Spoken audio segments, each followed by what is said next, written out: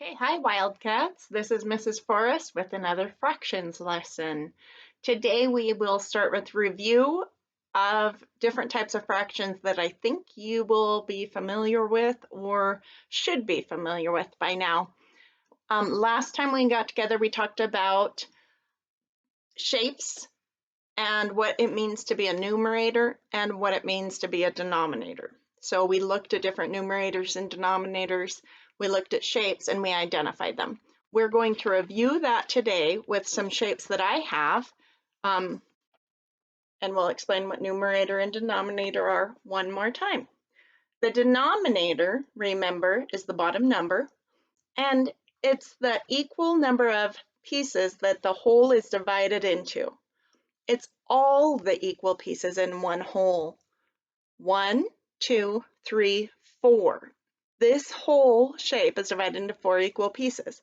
4 is the denominator. The numerator will be the number of pieces that are used or shaded.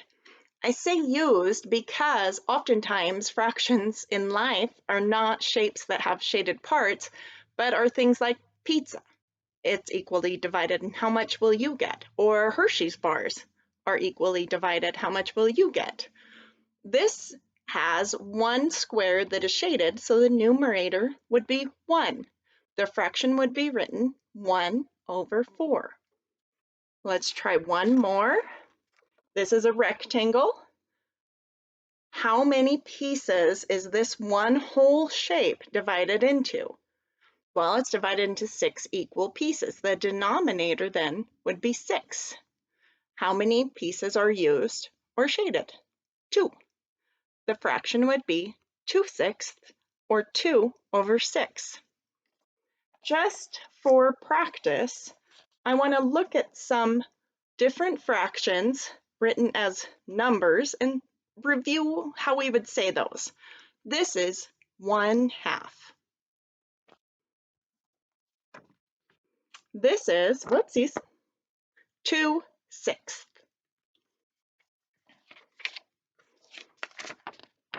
This fraction says 3/4.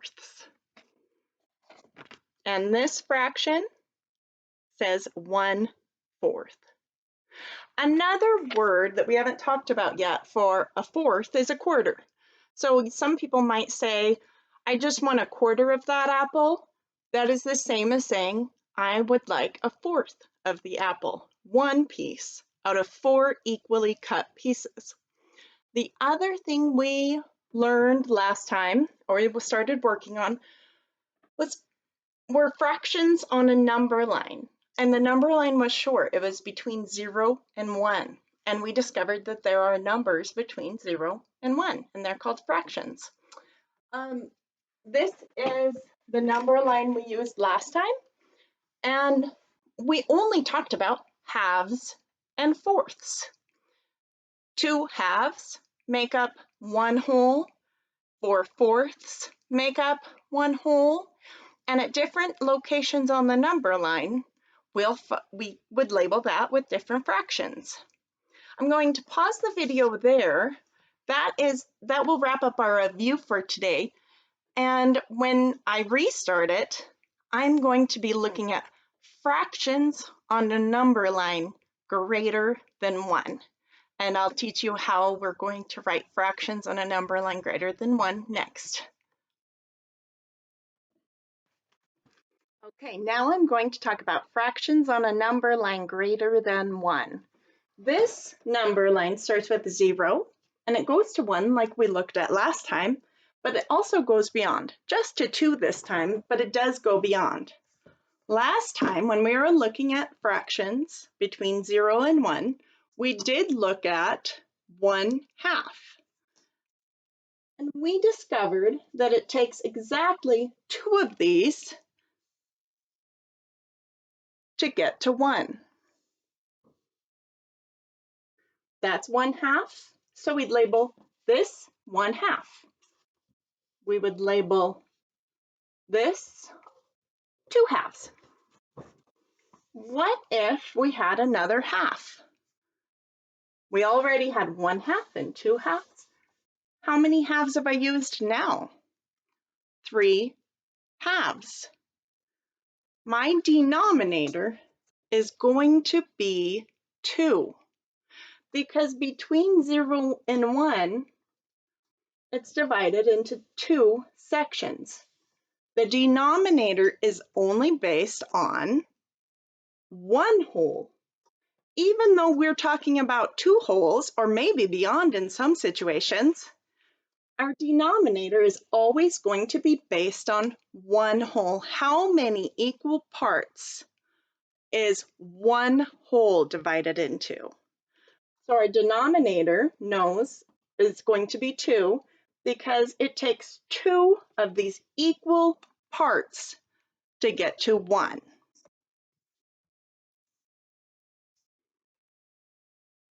Let's try it with fourths or quarters. So between 0 and 1, it's going to take 4 of these segments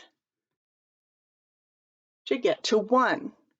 0 to 1 is 1 whole, and how many equal parts is 1 whole divided into? In this case, 4 equal parts.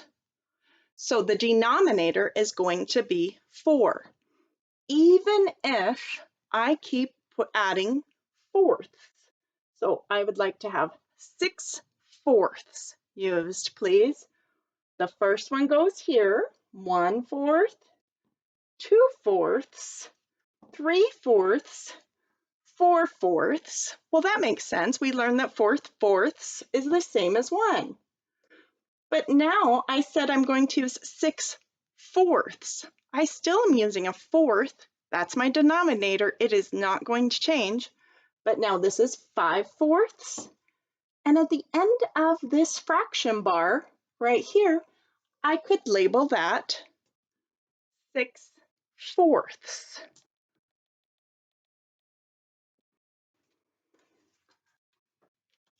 Okay, on our number line, I just labeled the section after the first half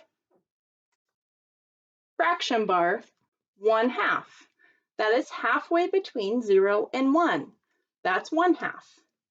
Now, if I put another half there and we look at the fraction bar distance of 1/2 and 2/2, then we have 2 halves right here. We can do the same thing with 3 halves and the same thing with 4 halves. That is if we're measuring a line in halves. Our denominator will stay 2. I want to pay special attention to 3 halves here. The number on the top is still the numerator, but in this fraction, it's an improper fraction. The number on top is larger than the number on bottom, 3 halves. The proper way to say that would have to use a mixed fraction. So we would use the whole number, 1, and then how many halves are after 1. So the whole number and 1/2. So this would be 1 1/2.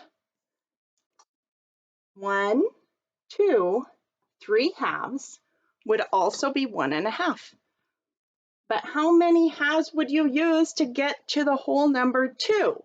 Let's count. We'd have 1/2, 2 halves, 3 halves, 4 halves, another improper fraction. Anytime the numerator is greater than the denominator, it's an improper fraction.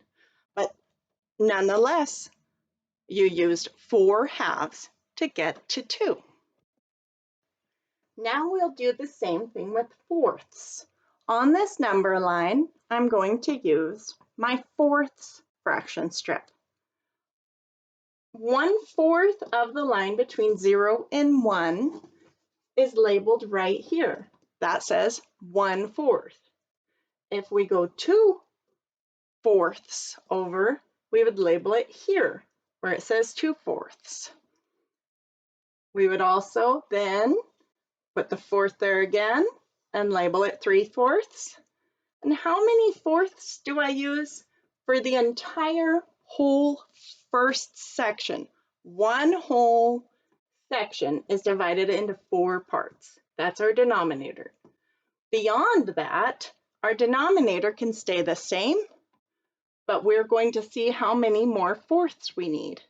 Right here, it says 5/4, an improper fraction, but the one we're using just the same.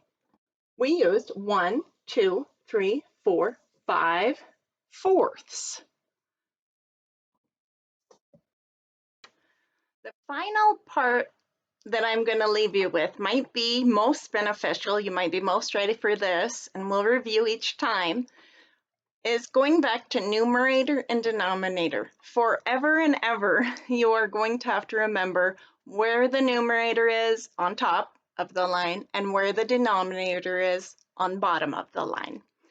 So I'm going to share a rhyme that helps me remember numerator and denominator. The lessons so far that I've taught tell you that the numerator is the number of pieces that you use, and the denominator is the number of equally divided pieces in one whole. The rhyme goes like this. Numerator, numerator, up on top. Pieces I use, and then I stop. So sometimes the pieces that you use will be shaded, and sometimes they'll be pieces of pie or food or how much of the carpet you're going to need to carpet a room. It just depends. But it's the number of pieces that you use, and then you stop. Top and stop rhyme, so that might help you that the numerator goes on top, and it's the number of pieces that you use. You have to count all those pieces. It might help you if you know that you have to count the pieces that you use as the numerator. The denominator part of the rhyme is this. Denominator down, denominator down. All of the pieces of one whole all around. So down and around sound similar. Denominator down has to both begin with the D sound. So the whole rhyme goes like this. Numerator, numerator, up on top. The pieces I use, and then I stop. Denominator down, denominator down. The equal pieces of one whole. The equal pieces of one whole is divided into all around. And I messed up the denominator down, but it's the equal number of pieces that one whole is divided into all around. And I will see you next time with both review and fractions on a number line and fractions that are greater than 1. We'll just continue.